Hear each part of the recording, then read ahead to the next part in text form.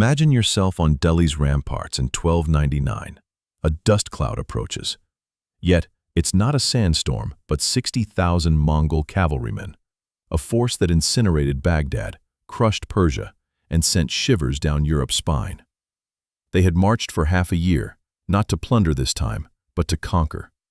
Their aim was to transform Delhi into a province of the Mongol Empire, mirroring their actions in China, Russia, and Persia. Only 10 kilometers separated them from their objective, a distance Mongol horsemen could cover in under an hour. However, they overlooked a crucial element, the secret geography of Delhi, which transformed their greatest asset into a fatal flaw. The question arises, how did a hastily assembled army, confronting the era's most formidable military might, manage to achieve victory? Before we delve deeper, share your location and current time in the comments below. I'm curious to know who's watching. Now, let's plunge into history, where geography, strategy, and pivotal moments shape the world. To grasp the profound significance of the Battle of Khilji, we must rewind time. In 1206, two Asian empires emerged, the Delhi Sultanate in India and the Mongol Empire under Genghis Khan. For nearly a century, these two powers acted like opposing magnetic poles. The Mongols yearned for southward expansion, while Delhi was compelled to defend its northern frontier. By the 1290s, the Mongol Empire had fractured into four distinct uluses. The Chagatai ulus, situated in Central Asia, found itself encircled by other Mongol uluses. Their sole avenue for expansion, without clashing with their kin, lay to the south, into the Delhi Sultanate's territory. This point is crucial. Prior to 1299, Mongol incursions into India were predominantly plundering raids. They would strike swiftly, seize what they could, and retreat. However, the 1299 invasion was fundamentally different. Dua Khan, the ruler of the Chagatai Ulus, dispatched his son, Prince Kutlu Khwaja, to lead a massive army into India. Contemporary historians cited numbers ranging from 100,000 to 200,000 warriors. Although modern scholars estimate the actual force closer to 50,000 to 60,000 cavalry, it remained an overwhelming power. Remarkably, during their 6-month campaign, they abstained from pillaging towns en route. They sidestepped skirmishes with Delhi's border commanders, conserving their strength because they understood their ultimate objective, to conquer and rule Delhi, integrating it into the Mongol Empire. At this juncture, Alauddin Khilji, one of the most contentious figures in Indian history, reigned in Delhi. 3 years prior, in 1296, Alauddin had assassinated his uncle and father-in-law, Sultan Alauddin, to seize the throne. He orchestrated a raid on the kingdom of Devagiri in the south, returning with immense riches, including gold, silver, jewels, war elephants, and horses. With this bounty, he bribed generals and executed a bloody coup. But here's the intriguing part. Despite Alauddin's violent ascent to power, he proved to be a remarkable military reformer. He recognized that to confront the Mongols, he couldn't rely on the antiquated military system where nobles brought their own troops. Alauddin established one of medieval India's first standing armies. He directly recruited soldiers, paid them cash salaries from the state treasury without intermediaries, and instituted the dog system, branding horses, and chera, detailed descriptive rosters for each soldier to prevent corruption. He also rigorously controlled market prices, ensuring he could sustain a large army without collapsing the economy. According to historian Farishta, Alauddin's army comprised 475,000 cavalrymen, excluding infantry and thousands of war elephants. Yet by late 1299, the majority of Alauddin's elite forces were engaged in another campaign in Gujarat. It was then that news of the Mongol invasion arrived. According to the 10th century historian Isami, Alauddin received this intelligence only after the Mongols had crossed the Indus River, the Sultanate's northwestern boundary. What did this imply? He had merely 1 or 2 weeks to prepare for the largest invading force his territory had ever faced. Imagine, you are Alauddin Khilji in this predicament. Your main forces are hundreds of kilometers away. The Mongols, the planet's most formidable military power, have bypassed numerous cities and are heading directly for the capital.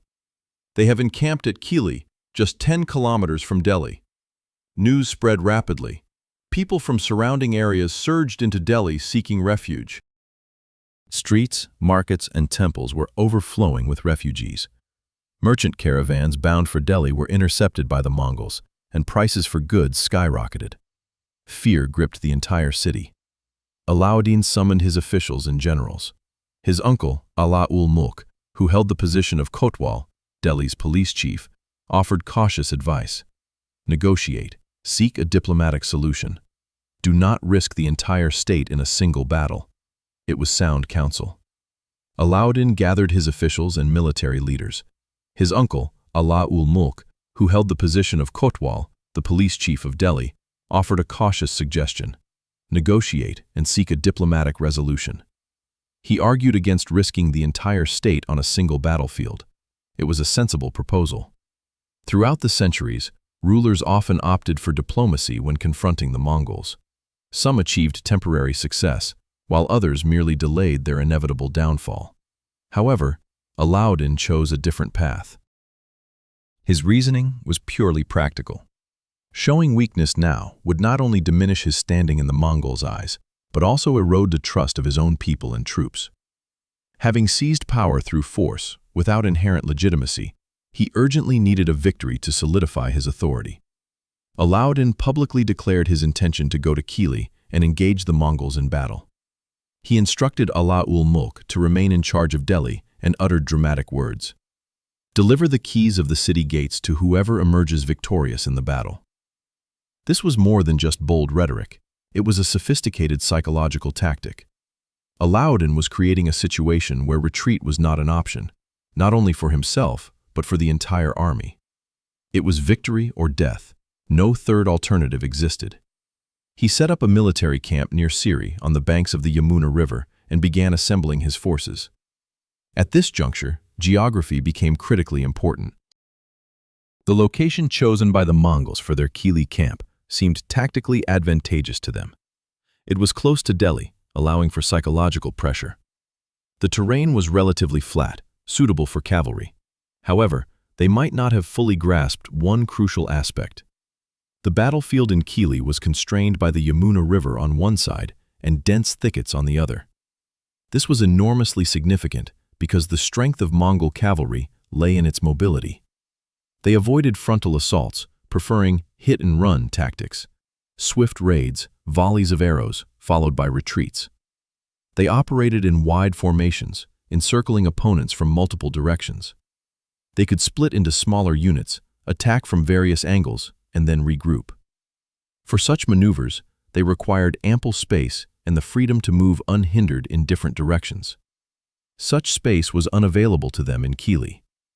The local topography created a relatively narrow corridor.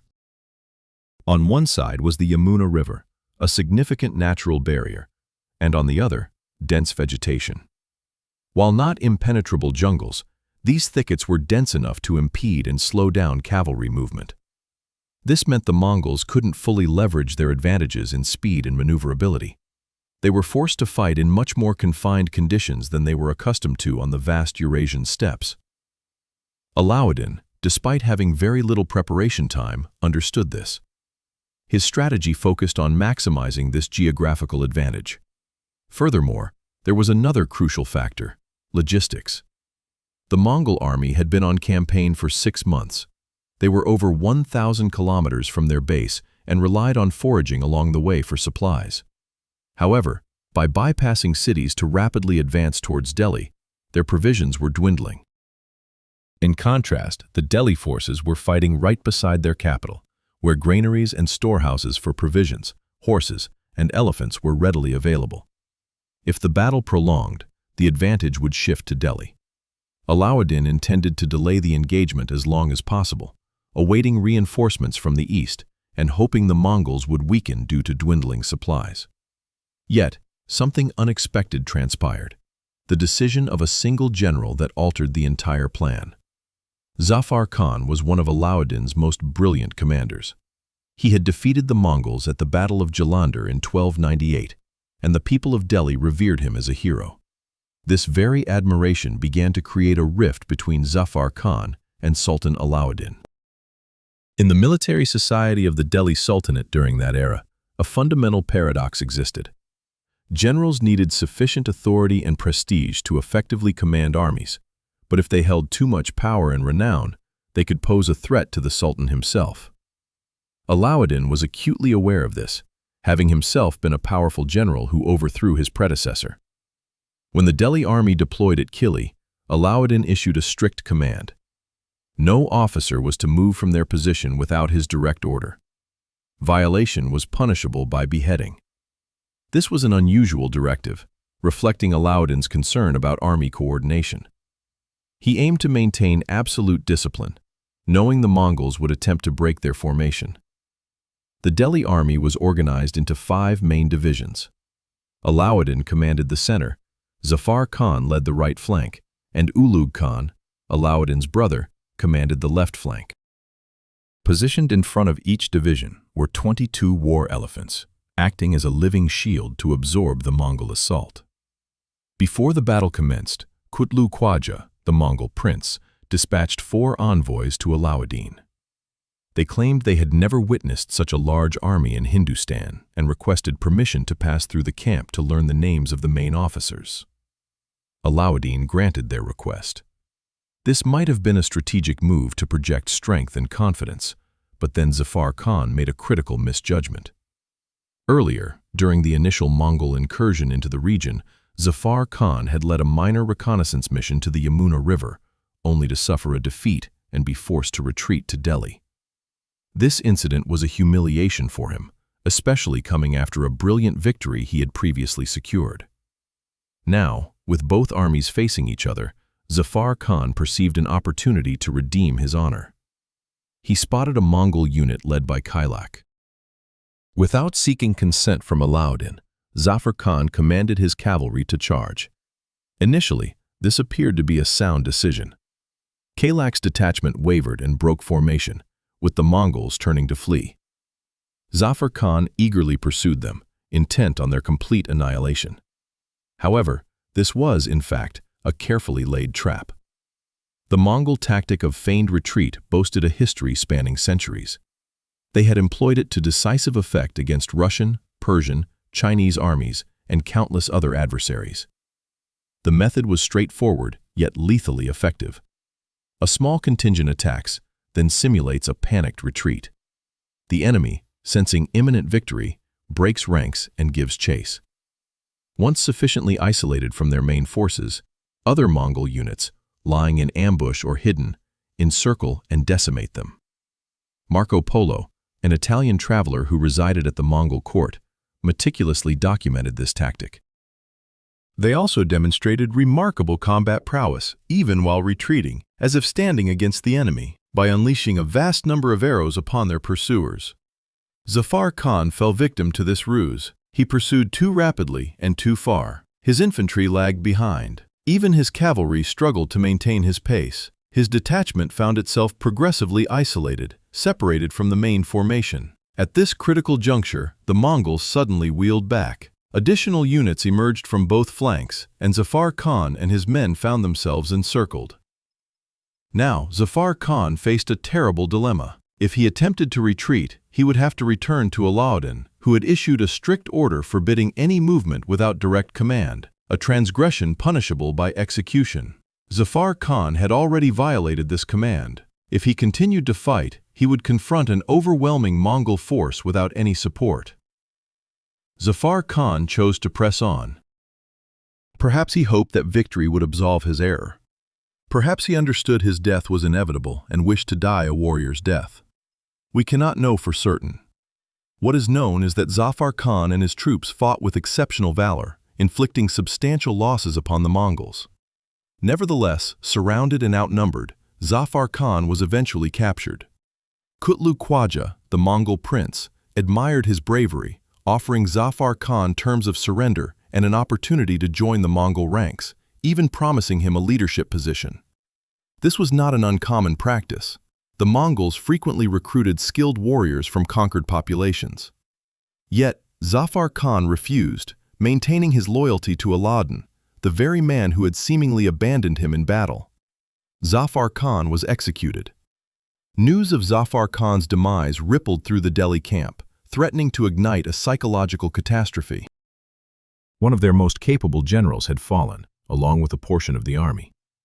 Crucially, however, Alauddin prevented the army from succumbing to despair, rigorously upholding discipline and ensuring no troops moved from their defensive positions. Here, the terrain once again played a pivotal role. The Mongols had expended considerable energy and time in annihilating Zafar Khan's detachment. Now, they were confronted by the remaining Delhi army, still intact in its strong defensive formation, fortified by war elephants, and strategically positioned to maximize the advantages of the landscape. To assault this formation within the confined space between the river and the forest, the Mongols would have to relinquish their mobility advantage and engage in direct, close-quarters combat, a scenario they preferred to avoid. The war elephants, in particular, proved crucial. Each unit integrated 22 elephants at the vanguard, functioning not merely as offensive weapons, but as both psychological and physical deterrents. Mongol horses, despite their training, were inherently terrified of elephants. The elephant's scent, immense size, and trumpeting sounds induced panic in the horses. This rendered direct attacks by Mongol cavalry against elephant-supported formations exceptionally difficult. Furthermore, in restricted environments, war elephants gained even greater effectiveness. On wide, open steppes, Mongol cavalry could easily bypass elephants through superior maneuverability. But at Khilji, with the river on one side and the forest on the other, evasion became far more challenging. The Mongols launched an assault on the center of the Delhi formation, commanded by Alauddin himself, but were repelled. They attempted attacks from other directions, but failed to breach the lines. As night descended, both sides remained entrenched, but circumstances were beginning to shift. A critical event occurred that very night. Kutluk Khwaja, the Mongol prince, sustained severe injuries. Accounts differ regarding the circumstances of his injury. Some suggest he was wounded during a skirmish with Zafar Khan's detachment, while others claim the injury occurred later in the main battle. What remains unambiguous is the severity of the wound. For the Mongol forces, this was a catastrophic turn of events. Their soldiers were not solely contending with a numerous, well-fortified adversary.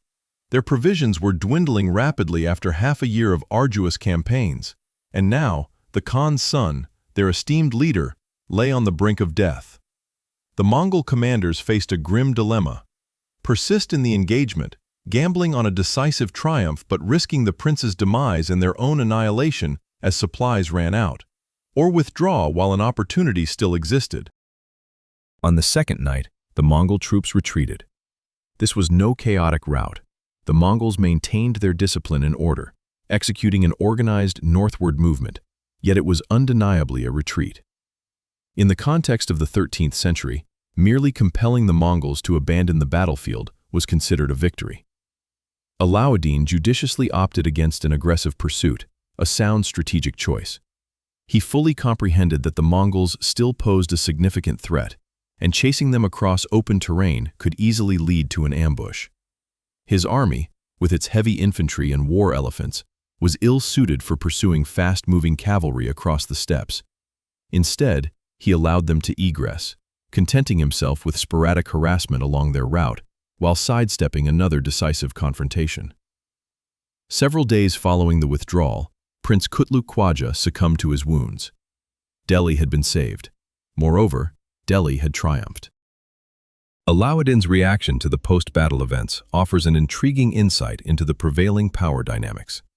Zafar Khan had valiantly perished fighting the Mongols as a hero. However, his bravery was not lauded at Alauddin's court. On the contrary, Alauddin publicly condemned Zafar Khan's recklessness and insubordination. Zafar Khan's name was expunged from official chronicles penned during Alauddin's reign, a notable example being the court poet and historian Amir Khusro, who conspicuously omitted Zafar Khan from his work Khazain-ul-Futuh. Why? Because Alauddin sought to convey a clear message. Discipline supersedes individual heroism, and obedience is more valuable than initiative. This was crucial for an army facing the Mongols, who excelled at exploiting any breach of discipline. However, the deeper significance of the Battle of Khilji lay in its psychological and strategic ramifications. For nearly a century, the Mongols had appeared invincible, crushing every major opponent, from China to Persia, from Rus to Central Europe. Their formidable reputation preceded them, often prompting cities to surrender without a fight upon hearing of their approach. The Battle of Khilji did not annihilate the Mongol army. They withdrew relatively intact. Yet, it shattered the myth of their invincibility. It proved that with proper strategy, intelligent use of terrain, and strong military discipline, the Mongols could be defeated. Subsequently, the Mongols continued to invade India several times in 1303, 1305, and 1306. Nevertheless, they never again came as perilously close to conquering Delhi as they did in 1299. Each time, they were repelled. In 1306, Dua Khan died, and internal strife erupted within the Chagatai Khanate, bringing an end to the invasions of India. Seizing this advantage, Alauddin's generals even conducted raids into Mongol territories in present-day Afghanistan. In the long term, Khilji held immense importance for the preservation of Indian culture and civilization. It is worth remembering what transpired elsewhere. The Mongols conquered Persia, where the Ilkhanate dynasty dominated from the mid-13th century. In 1258, they devastated Baghdad, one of the world's greatest intellectual centers at the time, with an estimated 90% of the population in some urban areas wiped out. In China, the Yuan dynasty ruled from 1271 to 1368, imposing extensive administrative and cultural changes. In Rus, the Mongols held sway over Russian principalities for nearly 250 years, profoundly influencing their political and cultural development. India largely avoided this fate, thanks in no small part to victories like Khilji. What then can we learn from Khilji? Lesson 1. Geography is not merely a backdrop, but a strategic factor. We often perceive history as a sequence of human decisions, which is true. Yet, these decisions invariably unfold within a specific physical context. Topography, climate, water sources, distances, all these elements dictate what is feasible and what is not. The Mongols dominated the Eurasian steppes not solely because they were skilled warriors, but because their warfare style was optimally suited for that terrain type. When confronted with different environments, tropical jungles in Southeast Asia, fortified mountainous regions in Central Europe, or the confined spaces at Khilji, their advantage diminished. Alauddin could not alter the fact that he had less time to prepare, or that his main forces were deployed elsewhere. But he could and did utilize the available terrain to level the playing field. Lesson 2. Discipline often outweighs sheer enthusiasm. Zafar Khan, despite being an exceptional warrior and brave individual, met his demise and almost jeopardized the entire campaign due to his inclination to disregard orders for personal acclaim. This isn't to say initiative is universally detrimental. In many scenarios, the capacity to adapt and make swift decisions is paramount. However, when confronting an adversary like the Mongols, renowned for exploiting disunity, adhering to a pre-established strategy became critical. This principle remains relevant for contemporary organizations, from businesses to military forces and sports teams. Striking a balance between individual empowerment and the necessity for collective coordination presents a significant leadership challenge. This brings us to the third insight. Victory doesn't always mandate the complete eradication of the adversary. Alauddin didn't pursue or decimate the retreating Mongol forces. While some might interpret this as a missed chance, it was, in fact, a prudent strategic choice. Alauddin's objective wasn't the definitive obliteration of the Mongols, which was likely unattainable. His mission was to prevent Delhi from being overrun, a goal he successfully achieved. Sometimes in life, we mistakenly equate the absence of defeat with a monumental triumph, believing that if total victory isn't secured, we've failed. Yet, in numerous instances, particularly when facing a superior foe, mere survival and maintaining one's position constitute a notable accomplishment. The fourth lesson is that decisions must be evaluated within their specific context. Alauddin Khilji, by contemporary standards, was far from a virtuous figure. He assassinated his own uncle to seize the throne, ordered the execution of prisoners by elephant trampling, and governed through fear and coercion. But when his actions are viewed through the lens of his era, with the Delhi Sultanate facing an existential threat from the Mongols, many of his choices make strategic sense. Stringent military discipline, price controls, cash payments to soldiers, and branding horses to combat corruption. All these reforms forged a formidable military machine capable of resisting the Mongols. While this certainly doesn't excuse all his deeds, it serves as a reminder that history is multifaceted, and historical figures made decisions based on the circumstances and confines of their time. In 1299, on a small battlefield merely 10 kilometers from Delhi, one of Asia's most pivotal battles unfolded. Though not as widely known as Hastings or Waterloo, and rarely studied in Western curricula, its impact on millions was immense. Had the Mongols triumphed at Khilji, the course of Indian history, and indeed world history, might have diverged significantly. Delhi could have become a provincial outpost of the Mongol Empire, its temples, shrines, and academies potentially raised like the Baghdad libraries. The trajectory of Indian cultural development in subsequent centuries might have been dramatically different. Instead, the Battle of Khilji demonstrated that the Mongols were not invincible. It proved that with meticulous preparation, astute strategy, and skillful utilization of terrain, even the era's most formidable military power could be halted. When confronted with seemingly insurmountable challenges in your own life, whether in your career, studies, or personal aspirations, recall the lessons of Khilji. Assess your terrain, your unique strengths, available resources, and the inherent limitations of your adversary or problem. Maintain discipline, even when the impulse to act instinctively is strong. Then, if you wish, clearly define your true objective and don't mistake victory for achieving that goal. And remember, sometimes the most significant victories aren't spectacular triumphs, but those that enable survival, learning, and the ability to fight another day. If you found this historical account engaging, please express your appreciation and subscribe for more in-depth historical content. Now, a question for you. What do you believe was more crucial in the victory at Khilji? Alauddin's intelligent use of the terrain, or the Mongols' error in underestimating their opponent? Or perhaps there was another factor you deemed decisive? Share your thoughts in the comments without leaving anything to chance. And if you're curious about how landscape and environment have shaped history, let me know. There are so many similar stories of battles where geography played a decisive role, from Marathon to Thermopylae to Stalingrad. History isn't merely a random sequence of events. It's the outcome of decisions made by individuals in specific circumstances, constrained and simultaneously influenced by the geography, technology, and culture of their respective eras. And sometimes, as happened at Khilji in 1299, a mere patch of earth bounded by a river and shrubbery can determine the destiny of an entire civilization, its very existence. Thank you for watching.